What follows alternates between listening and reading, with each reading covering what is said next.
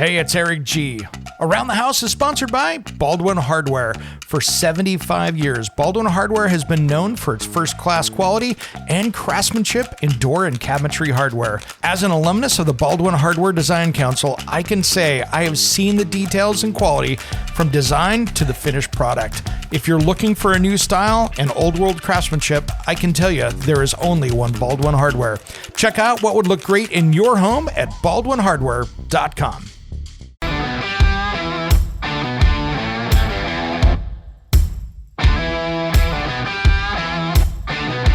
It's Around the House. The manufactured housing, which you talked about relative to single wides or double wides or triple wides, which, sort of looking back at the sort of early history of manufactured housing, wasn't the greatest housing, was really seen as sort of eyesores, within communities.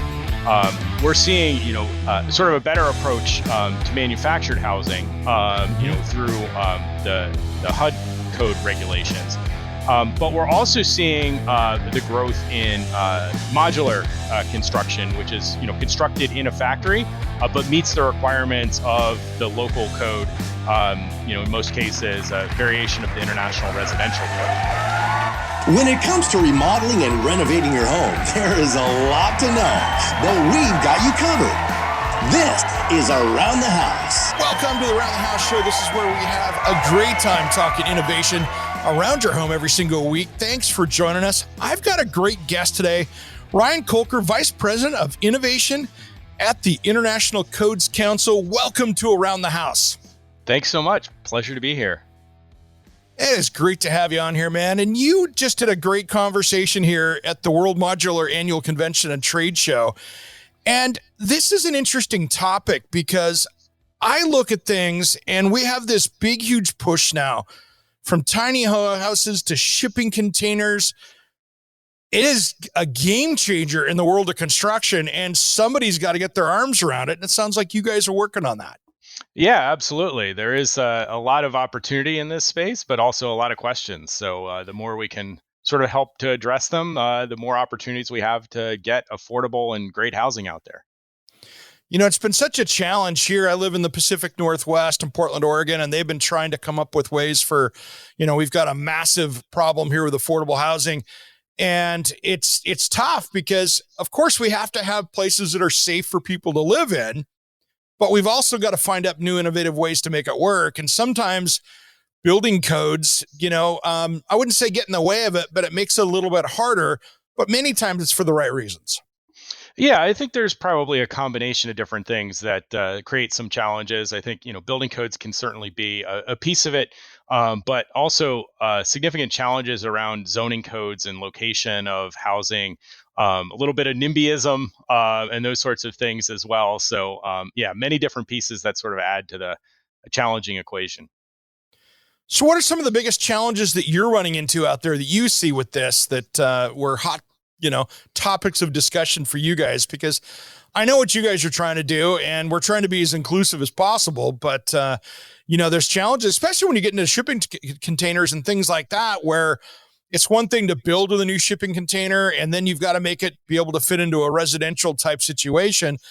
And I know even some people out there have been trying to reuse the old ones, which kind of have some of their old issues with as well. Yeah, so I think there's a few different things. I mean, first off is just folks understanding and learning about the different options through what we call offsite construction. So, anything that's sort of done, elsewhere than where it's going to finally end up. But also, looking at this concept of closed construction. So, when something arrives to the job site, the local inspector or the community can't really sort of poke behind the walls and know what's going on. And that creates maybe some mystery, maybe some, sort of lack of understanding, or maybe even some concern. And so being able to sort of navigate the various different choices around offsite construction solutions creates challenges. And so we're really working with folks to help navigate, sort of what different options mean for regulatory approaches.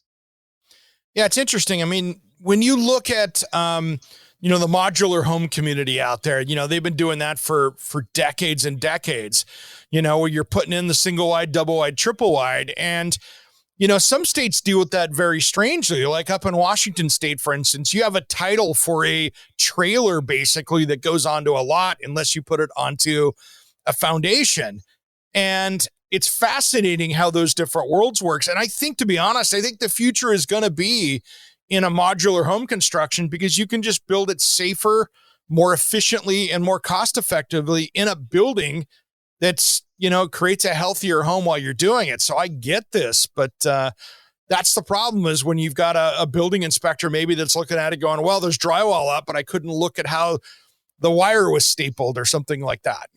Yeah, exactly. And, we've got, particularly in the residential space, a couple things going on. We have, the manufactured housing, which you talked about, relative to single wides or double wides or triple wides, which, sort of looking back at the, sort of early history of manufactured housing, wasn't the greatest housing, was really seen as sort of eyesores, within communities. We're seeing, sort of a better approach to manufactured housing, through the HUD code regulations. But we're also seeing the growth in modular construction, which is, constructed in a factory, but meets the requirements of the local code. In most cases, a variation of the International Residential Code. And so, those types of houses, if you're not standing at the job site, when the boxes are, sort of brought and assembled, if you were just walking down the street, you wouldn't know that it was, constructed using modular. So I think there's some really great opportunities there. But I think, when maybe neighborhood groups or planning commissions hear sort of modular, they go back in their mind to, yeah, it's the trailers from the 1970s. Which, sort of creates a level of stigma. But in reality, a lot of the sort of modular manufacturers, the quality, the sustainability, the energy efficiency of homes are even higher than what they would get on a site-built project.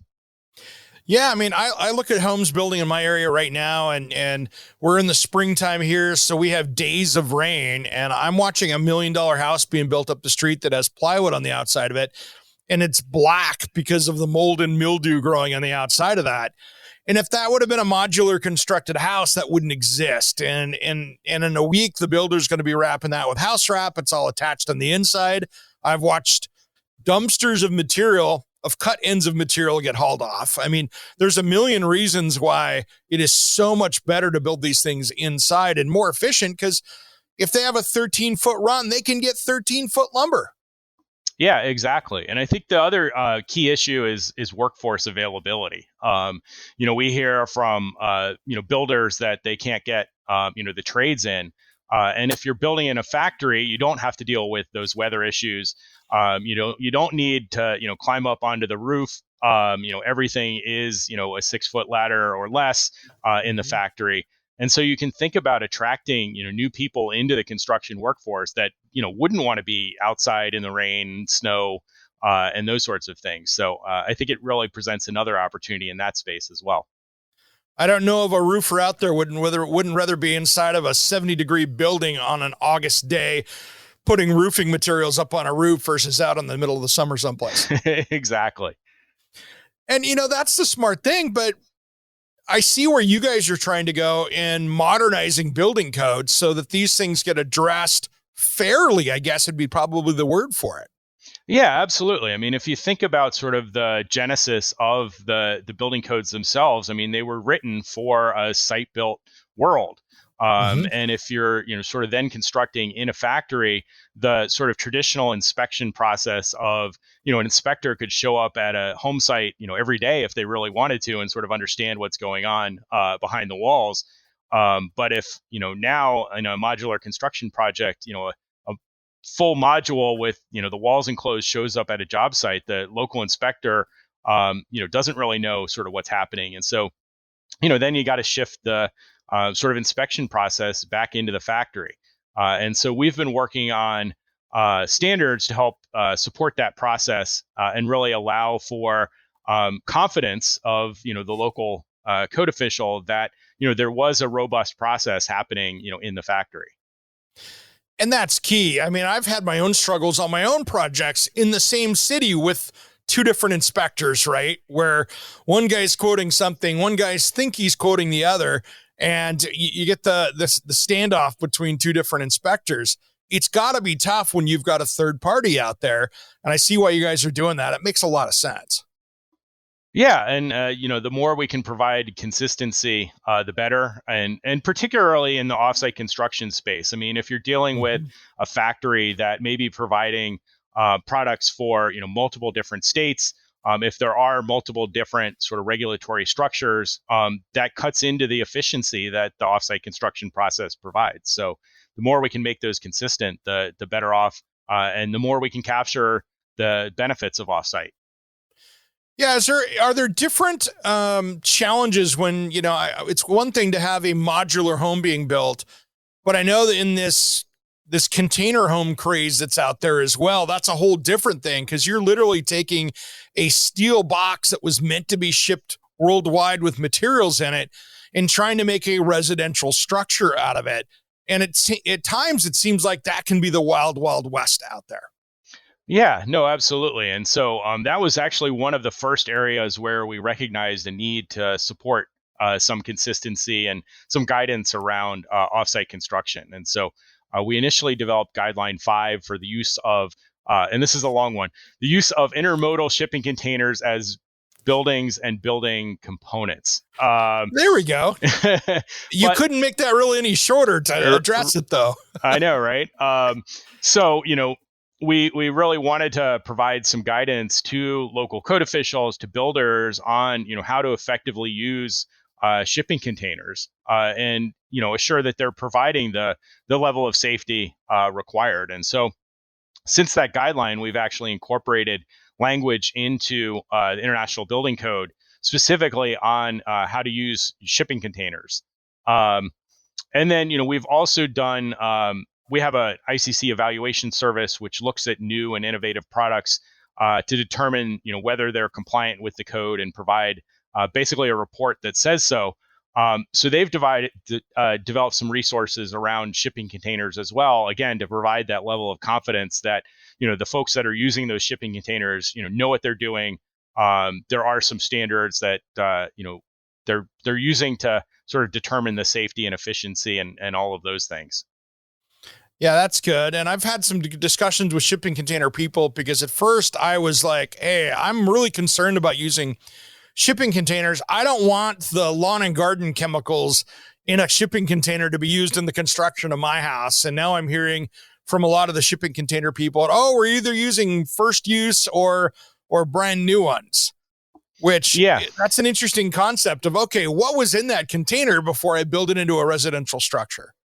Yeah, and that's certainly one of the considerations as you look at the use of shipping containers. I think, one of the sort of interesting things that you mentioned around sort of new shipping containers. I mean, I think initially the whole sort of idea around shipping containers was, reusing material that, didn't have a use anymore or was just too expensive to ship back to China. And so, certainly a huge sustainability benefit there. But as we move to more sort of first use or new shipping containers, maybe that piece of the puzzle goes away. But it's certainly a cool aesthetic as well. Yeah, I mean, I remember probably a decade ago in Seattle when I was up there was a Starbucks that was made out of a shipping containers, setup up there that I thought was really cool. That they actually went through and did that out of, 40-foot containers, which I thought was pretty cool, innovative way of doing it to do, a different style of building, especially in a commercial building. Yeah, absolutely. And if you think about a sort of Starbucks or similar, type of application, those are great opportunities for offsite construction as well. You can just, create sort of dozens of the same model and pick them up and just drop them where you need them. What are you seeing out there in the tiny home craze? Because that is its own little thing as well. And it's almost like RV living in a space that you really can't drag the RV around because it was never built that way. But I have seen some absolutely wonderfully planned out and built ones. And then I've seen some DIY disasters that I've said, yeah, I wouldn't even want to put that behind a 1-ton truck and drag it 50 feet. Yeah, that the tiny home space is definitely an interesting one, and as you mentioned, we've seen sort of all sorts of different strategies. There's definitely sort of lots of confusion around sort of what requirements apply when and where, and so we've been doing some work to sort of support the differentiation between how a tiny house is actually going to be used. So if people are going to live in a tiny house as permanent residents year round, they should meet similar requirements to what's in the International Residential Code. So your tiny house should be as safe and efficient and resilient as a neighbor who may live in a single family or a townhouse. But really recognizing that there are some differences between tiny houses and your single family house. For instance, the stairs, for instance, you can't have this grand staircase in a tiny house. And so there actually is an appendix to the International Residential Code that sort of applies exceptions for things like stairs, egress, some energy efficiency requirements. And so that's a way to sort of get to that permanent occupancy type of approach in a tiny house. We've also seen for temporary or seasonal use, the use of park model or RV standards. And I think that's certainly fine if the building is actually being used for that purpose. We've seen a lot of sort of use of the RV or park model standards for permanent residences in communities, and I think that sort of sends maybe the wrong message on the role of tiny houses as part of the broader affordable housing opportunity. Yeah, I agree. Because, and I'm happy that you guys addressed as a group that staircase thing, because, that's where I get into the Wild West comment on that stuff, because loft stairs were nowhere in building code to go into a bedroom, right? I mean, it just didn't exist. And to have to kind of put something in to where people are sleeping in a loft, that was always one of the biggest issues to start with before that was addressed. Yeah, and so now there's opportunities for staggered staircase, ladders, sort of various different approaches, sort of recognizing that the space is small, and if folks are in a tiny house, they know they're in a tiny house, so there are going to be differences there. It's so true. And then, yeah, I do see where you're talking about using the park model standard stuff, because a lot of these are meant to design to be moved to the site, left there. You wouldn't want to travel 1,000 miles with one of these on a trailer, even though they're built with 4 or 6 wheels on them. They're not designed, even with the weight capacity, to really deal with that effectively. Yeah, and for the most part, tiny houses don't move once they're set. So if they're going to sit there, be used for permanent occupancy, they should meet those same requirements. Yeah. Do you have any other challenges that you guys are still working on with that? I mean, it seems like it's an ever evolving space as far as the tiny home and even getting into the container modular stuff. Yeah, I mean, certainly continuing sort of the education around, sort of what different offsite construction strategies are, what are the requirements that go along with them. Just getting folks comfortable with, the various different approaches. Again, sort of bringing back to it's going to comply with the same requirements as the building down the street, same building code requirements. It's just built in a different way. And so that's sort of the challenge that we're working through right now. Makes sense. I'm going to wave my own flag here on a little pet peeve of mine that I'm seeing out there right now that I'm going to advocate to you for. I tell you what, I wish we had a drywall code out there that was better. And here's my flag on this. I had an interview here with the Fire Safety Council, the UL listing fire safety guys. And they were saying the problems they're having right now with the new light drywalls. So we have all the new light I can walk into any home center with the new light drywalls. The problem is that now they're falling down at half the rate as the old drywall in a fire.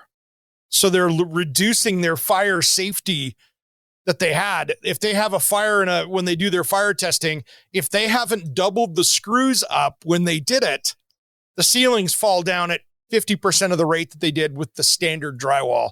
And we're not talking like a garage where we have a fire rated roof, but just your typical 1/2-inch drywall. They're running into a lot of problems with that, which I wouldn't have expected. I thought light would be great, but sometimes light isn't great. Huh. Interesting. I know you guys that. probably haven't seen that yet, but I'm hearing it from the firefighters right now.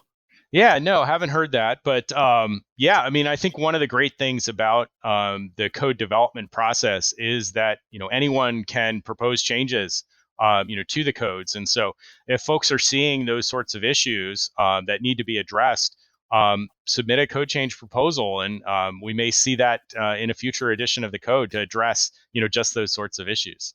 I'm hearing in the background right now drywall manufacturers screaming at me, but that's okay. But yeah, I might just do that. Because it's one of those things that I'm hearing from those guys a lot that that's an issue. So yeah, and we do have a couple committees through the Code Council that help support those sorts of efforts. So I think that one may be perfect for our Fire Services Membership Council or our Fire Code Action Committee, where folks from that community really get together and sort of talk about big issues. Yeah, I'll bring that one up. And the other one that those guys brought up were the stamped metal trusses as well. That at about 7 minutes in, when fire hits those metal plates, that they peel back. So I love talking to the firefighters. They tell me stuff that I've never heard of before.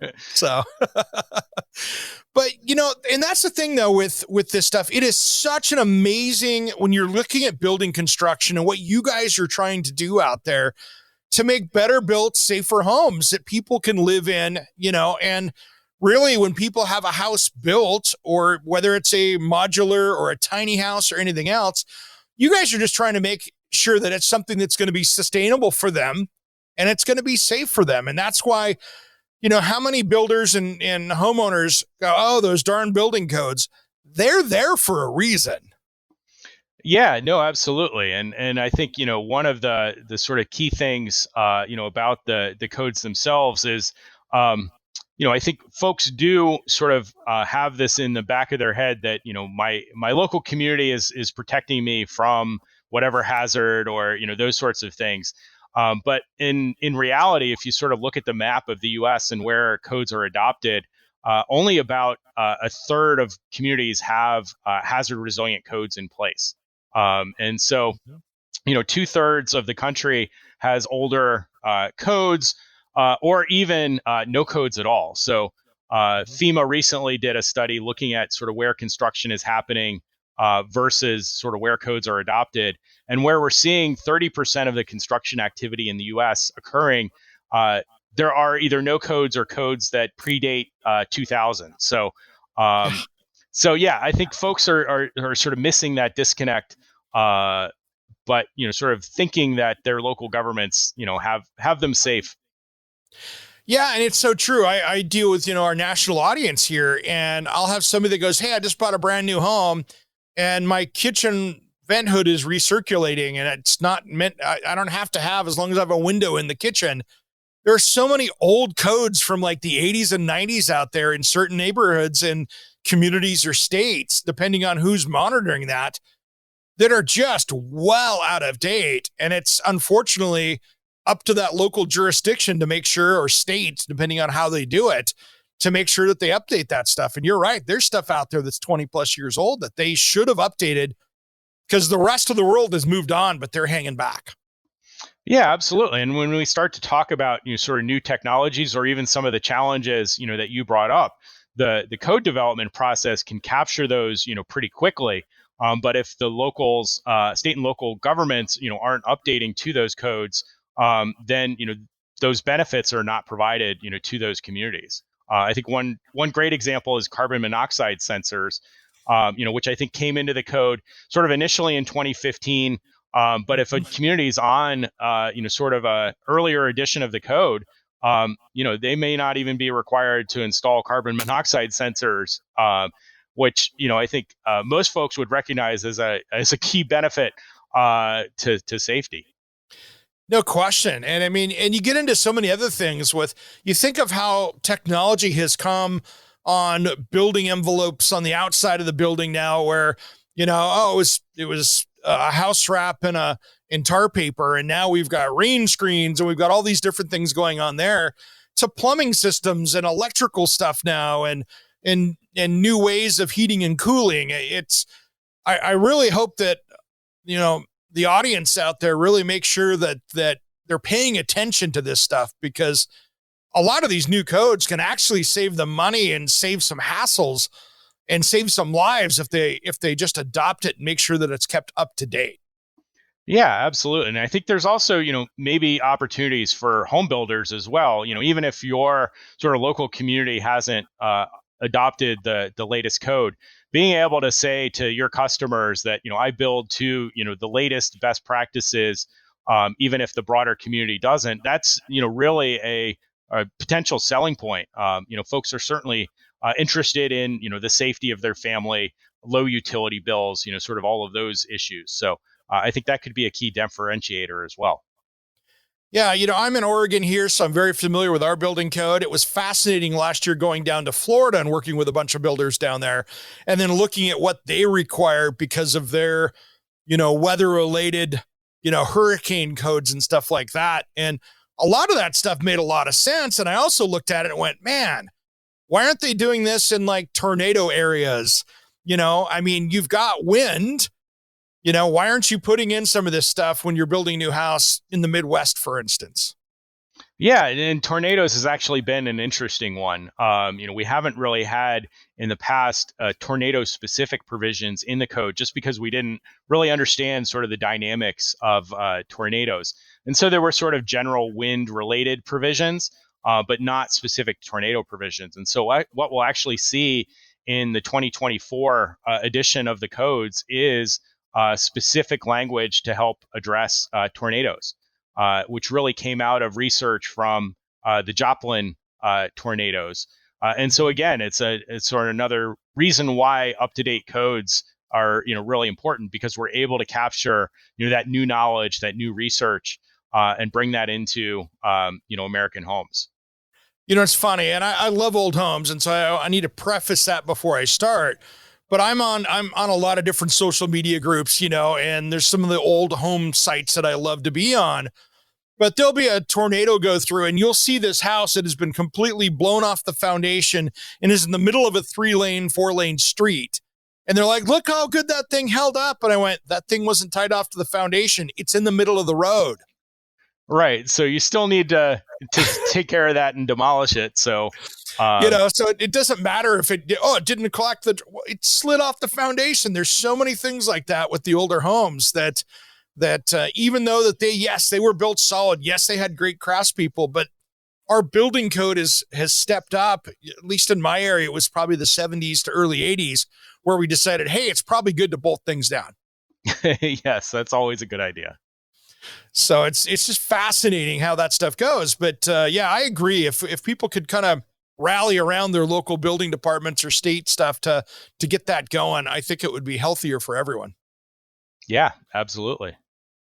So what else are you seeing as far as education out there? I mean, you guys are really involved in education with codes out there. What is your guys' programs out there as far as education? Because I know you guys do a lot of that. Yeah. So, certainly a few different audiences, for our education. Code officials, certainly a key one, keeping up to date on, the latest code requirements, but also, opportunities for the design and construction community as well.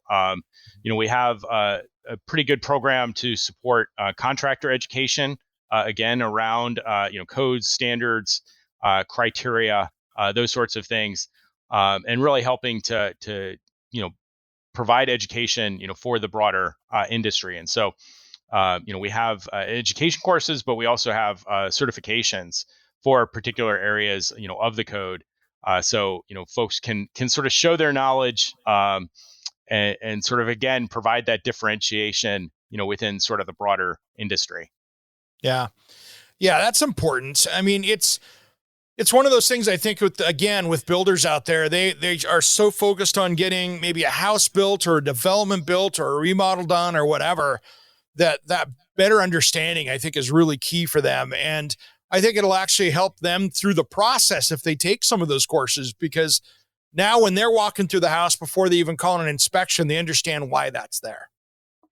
Yeah, and it actually could end up, sort of cutting down on rework or, sort of addressing any of those issues that an inspector identifies.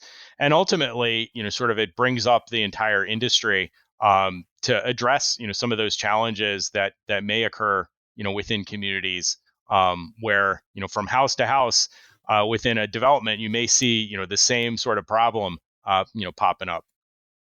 So common. I mean, it's especially with some of the larger builders out there, it seems that if it's a problem on one house, it goes down the entire street. Exactly. Which is key. Do you guys do any work with, and I know that you guys are building codes, which is completely different than zoning. And I think that zoning creates their own issues and their own challenges when you're dealing with, offsite construction stuff as well.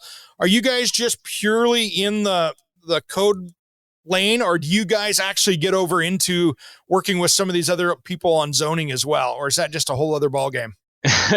Yeah, I mean, we do mostly focus on the building code related issues, but sort of often in people's minds, there's really no difference between the building code and the zoning code. I think the sort of opportunity is, or the real way to think about it is, a building code provides details on how to build, whereas a zoning code says where and what to build. And so, that where decision is made first often.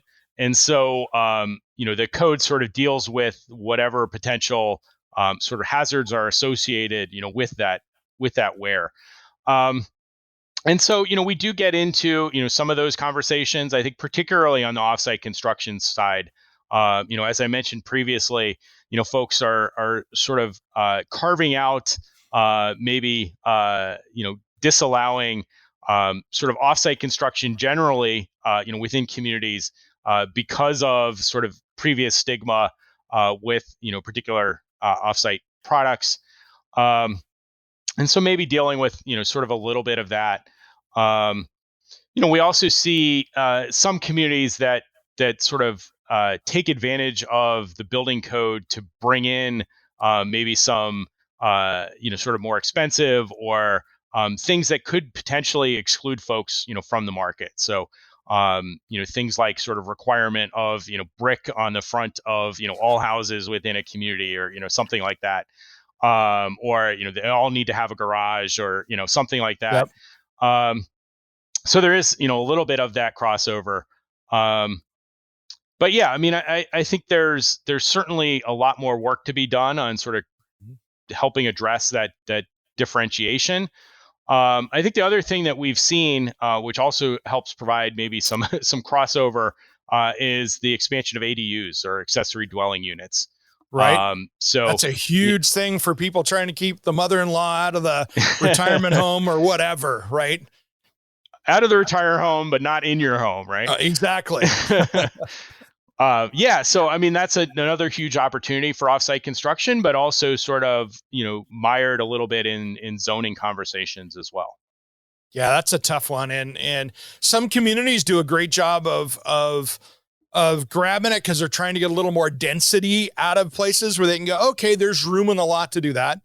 And there's other cities that are not in my backyard. Yeah. I don't want to see that. What do you guys do? I've seen a trend here, at least on the West Coast where I'm located.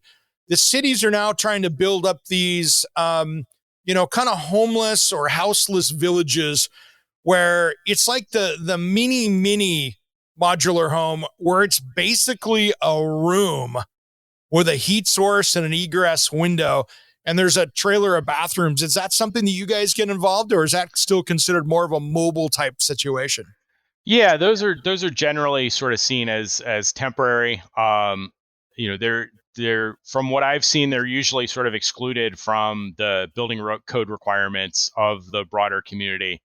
So I would certainly recommend that folks really understand sort of the safety challenges associated with those. But recognizing that homelessness is certainly a huge challenge, and so being able to sort of deal with sort of the social issues around homelessness while also providing shelter and safety, I think is definitely a struggle for communities. But they should certainly understand sort of what they're getting and what the potential sort of pitfalls are.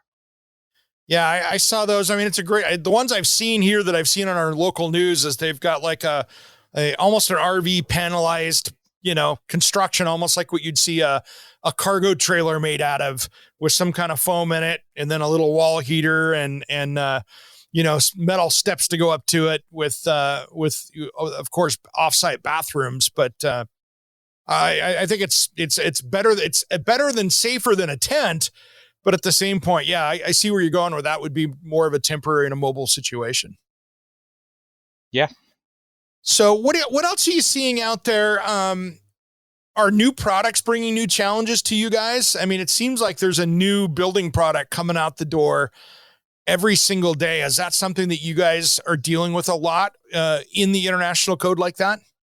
Yeah, no, absolutely. I mean, while the codes are updated, every 3 years, as you mentioned, we're continuing to see sort of new technologies, new solutions that maybe aren't, specifically named in the code, or, sort of don't provide maybe a direct line from something that already exists in the code. And so we've actually developed an approach to be able to sort of get those things to market quicker, while also assuring that they meet the overall requirements within the code. And so our ICC evaluation service can work with manufacturers to identify, what are the specific tests required? How do I demonstrate that my product, meets the requirements in the code? And so then the evaluation service will sort of take a look at those tests and determine whether that product meets the code. And then provide a evaluation service report. And so that report really allows the manufacturer to go to designers, go to local jurisdictions and say, I've had my product tested, verified, it meets the requirements of the code. And that really smooths the process to market. I mean, otherwise, a manufacturer would have to go to, sort of each architectural firm or, each local jurisdiction and say, walk them through the process of, what this material does, it's been through the testing, it won't catch on fire, sort of all of those different things. And so, that's really intended to help smooth that process. And then, sort of as that product becomes more and more familiar to folks, we may see it in future editions of the code. And that's great. As a designer, I've had that struggle with clients in the past, where in today's online community, they go, I found these great toilets that I found over in Europe and this whole plumbing line, and they have it shipped over. And the inspector goes, it doesn't have any of the single stamps that I need to see on this stuff. Where'd it come from? Right, exactly. And it's not your fault. It's a European code stuff. And the local inspector's never seen this stuff because he's never stayed in a portion of Europe that had this stuff. And of course, none of the stamps are on the thing to meet code. So I think it's, as we get to be even more of a global awareness of products out there, it's got to keep throwing challenges at you guys left and right. Yeah, absolutely. And we actually have relationships through our evaluation service, with similar, types of organizations or requirements in, Australia, for instance, Canada, Mexico. And nice. So really recognizing that sort of globalization. That is great. That is great. Ryan, is there anything we haven't touched on today? I think we've touched on a lot. So, I think certainly talking offsite is always fun. But, I do get to work on some other really cool issues like energy efficiency and resilience. So always happy to talk about those things as well. But I think we've covered the landscape on offsite. Yeah, absolutely. Well, let's get you back on again and soon, and we'll talk energy efficiency and resilience, because those are two huge subjects out there that, as we all know, are continuing evolving. Yeah, no, absolutely. So where's the best place to track this information down? If there's a builder out there or somebody that wants to get some more education, where can they find you? Yeah, so we've got actually an offsite construction page. If you just go to iccsafe.org/offsite, we've got resources there, links to some of the education courses, general information about the support that ICC provides. And if folks want to reach out to me, it's just rcolker@iccsafe.org. All right, Ryan Colker, VP of Innovation, International Code Council. Thanks for coming on today, man. Yeah, no, absolutely. Appreciate it. All right, you've been listening to Around the House. Somewhere unseen and undiscovered, anywhere beyond the mean.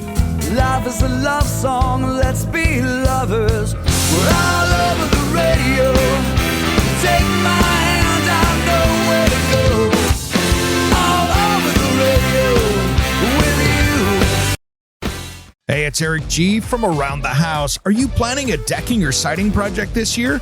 If you are, you've got to check out my friends at Millboard. Millboard is a completely different kind of composite decking and cladding that enhances outdoor spaces with enduring distinction. Hand-molded from the finest oak, it realistically mimics the natural grain and color of premium hardwood. If you're looking for something that doesn't look like plastic and instead real wood, check out millboard.com. Make sure and check out that interview we did just a few weeks back. That's millboard.com.